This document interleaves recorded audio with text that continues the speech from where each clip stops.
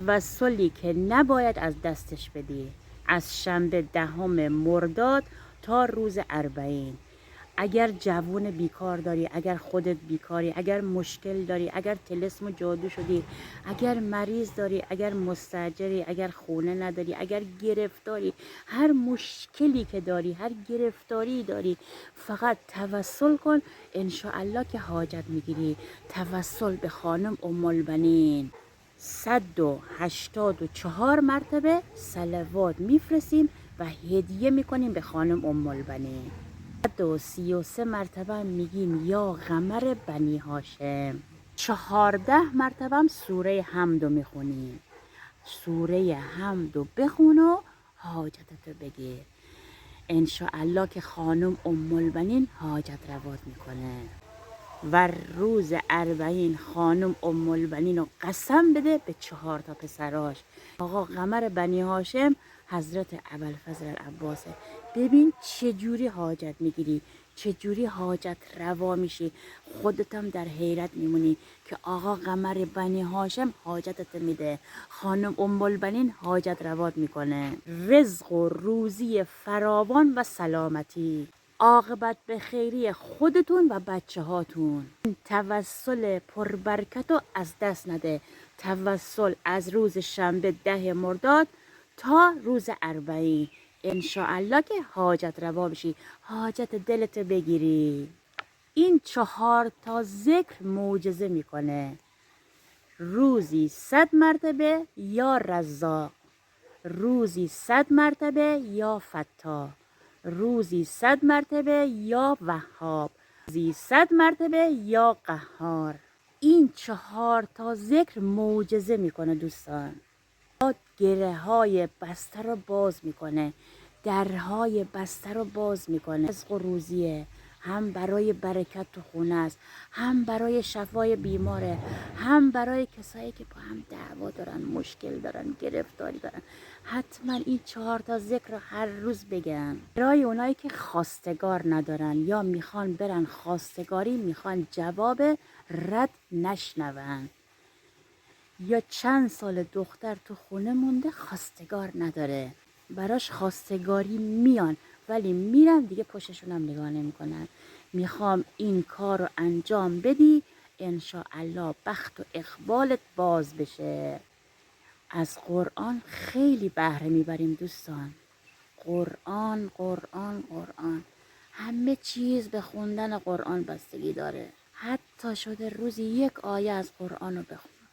سوره فتح آیه 1 و 2. بس برای اون خواستگار بیاد یا میخوای بری خواستگاری جواب مثبت بشنوی، آیه 1 و 2 سوره فتح تو هر روز بخون. نماز شبم خیلی خوبه دوستان. اگر تونستین به نیت خواستگاری رفتن یا خواستگار اومدن، حتما نماز شب بخونین. واقعا واقعا جواب بده نماز شب. دور سرتون بگردم. اگر دنیا میخوای، اگر آخرت میخوای، مادیات میخوای، معنویات میخوای، حتما باید نماز بخونی. نماز نماز نماز تمام گره های زندگی رو نماز باز میکنه. نماز بخونی، نماز داشته باشی، به همه چی میرسی. نماز ارتباط با خداست، داری با خدا حرف میزنی. بعد استغفار کن، استغفار، استغفر الله ربی اتوب الیه. هر روز 100 مرتبه استغفار کن. ببین ببین چه معجزه‌ای میشه. میخوای به خدا نزدیک بشی، صلوات بفرست. خدای بزرگ میگه برترین شما، عزیزترین شما نزد من کسیه نماز بخونه، صلوات بفرسته، استغفار بفرسته. پس نماز تو به هیچ عنوان فراموش نکن. نظر گوشواره برای حضرت رقیه تا 40. هر روز تا 40 توسل میکنیم به خانم حضرت رقیه. نیت کن. بچه نداری، به نیت بچه دار شدن. سال دیگه انشاءالله بچه تو بغلت باشه. روزی 11 مرتبه سوره حمدو بخون، 1 مرتبه سوره اعلا رو بخون، 100 مرتبه صلوات بفرست، 100 مرتبه بگو الهی به رقیه.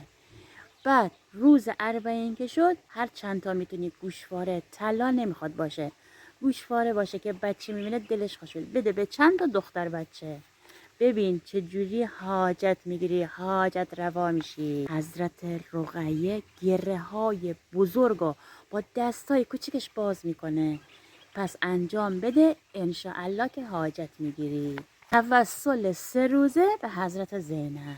1 بار انجام بده، معجزه‌شو ببین. 1 بار دعای حدیث کسا رو بخون. 69 مرتبه صلوات بفرست. 9 مرتبه سوره توحید رو بخون. از امروز تا 40. خانم حضرت زینب دلش شکسته است، ناراحته. شما دوستانو درک میکنه، کسی که حاجت میخواد اونا رو درک میکنه، پس حاجت دلتونو میده. انشاءالله که حاجت روا بشی، در خونه حضرت زینب دست خالی برگردی. اگر کسی سیگار میکشه، مشروب میخوره، کارای ناشایست میکنه، باهاتون دعوا میکنه، پرخاشگره، گرفتاره، مشکل دارین باهاش، خیلی خیلی اذیت میکنه، یه راهکار میخوام بهتون بگم، معجزه میکنه. فقط باید صبر و تحمل داشته باشی، انجام بدی. آیه 90 سوره مائده رو بخون، به قضاش بدم، یا رو آب یا رو چای یا رو هرچی، رو قند، رو شکلات، فوت کن بعد بده بخوره. 90 روز این کار رو انجام بده تا انشاءالله هرچی مشکلات، هرچی گرفتاریت همه از بین میره. میخوایم سوره یاسین رو نظر خانم حضرت رقیه کنیم در روز 40. روز 40 که شد، 1 مرتبه سوره یاسین رو بخون و هدیه کن به خانم حضرت رقیه. مشکلاتتو حل میکنه، گرهاتو باز میکنه، گرفتاریاتو برطرف میکنه. هر روز 100 مرتبه استغفار کن، 100 مرتبه صلوات بفرست، 1 مرتبه آیت الکرسی بخون، ببین چطوری مشکلاتت باز میشه.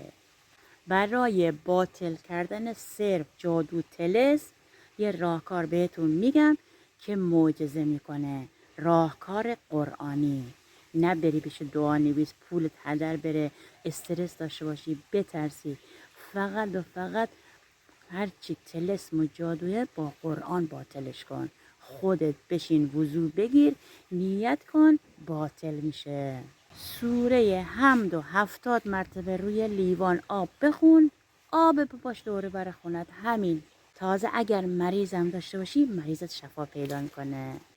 قوی ترین باطل کننده سحر، جادو، طلسم میدونی چیه دوستان؟ زیارت عاشوراست.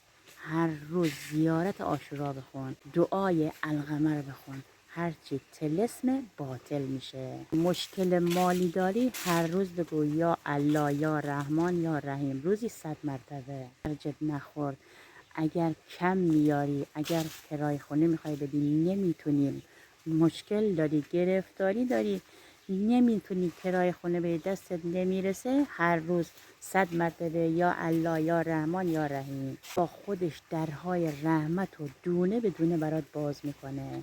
نظر نمک در روز 40 یادت نره. 5 تا دونه نمک میخری، رو هر کدوم 1 بار آیت الکرسی، 3 بار صلوات و 100 مرتبه میگی یا حسین. نمک ها رو روز 40 پخش میکنی، ببر مسجد پخش کن، انشاءالله که حاجت روا بشی. التماس دعا. خدا نگهدار.